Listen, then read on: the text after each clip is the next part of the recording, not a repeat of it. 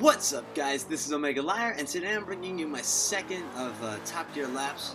And you know what? I've done this one before, but this one's a little bit different. It's the Camaro ZL1 versus the 2013 Mustang GT500. It might be 12.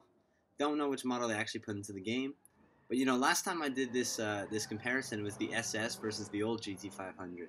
And what we found out was the SS got 127, the GT500 got 129. And I thought the Camaro looks better then.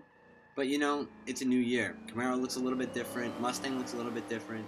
And honestly, I think the Mustang actually is very good looking. I love the backlights so much. But you know, my heart always is going to stay with the Camaro. Unless, of course, you follow the news and you know if you've seen the renderings of the 2015 Mustang. But that's a different story. Anyway, today we're talking about these cars.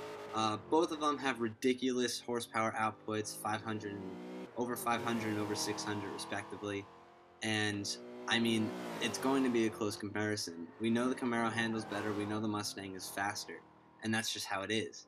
But I was actually curious to see what difference those characteristics makes, because Top Gear is actually a pretty fast track, and it was a comparison that I wanted to do, and I know actually a lot of you are interested in seeing.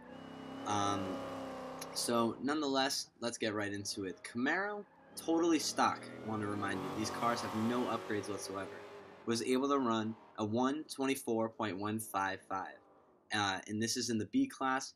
Very fast time, very nice car, sweet handling. I personally upgraded it a ton. Give it some new tires, lower it to the ground a little bit, adjust with the output, camshafts, all that stuff. Camaro is one of my favorites, so obviously I spent a lot of time in it. But now we're on to the Mustang, and here we are. As you can see, it looks amazing, just like the Camaro. Last, I guess, a few years back, really.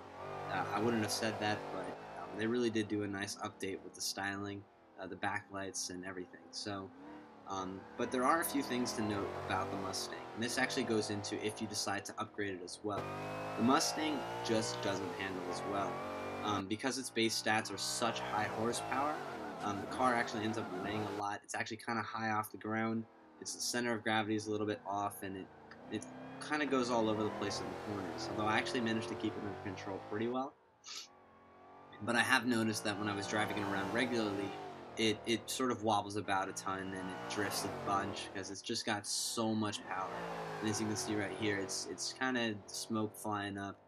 But you know, it is incredibly fast with some nice acceleration. And see it flying around the corner. So it does have a lot of potential. But what I found through the lap is that it really just couldn't quite compare to the Camaro. Does it have its place? Absolutely. It's so fast and really does have potential to be upgraded and tuned. But stock, it couldn't do it. The Mustang GT500 only got a 126, making it my currently slowest B-class car out of 4. So that's not saying much. But the Camaro is 2 seconds faster.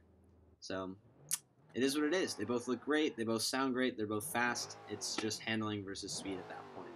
If you like this video, comment, rate, subscribe. See you in my next commentary.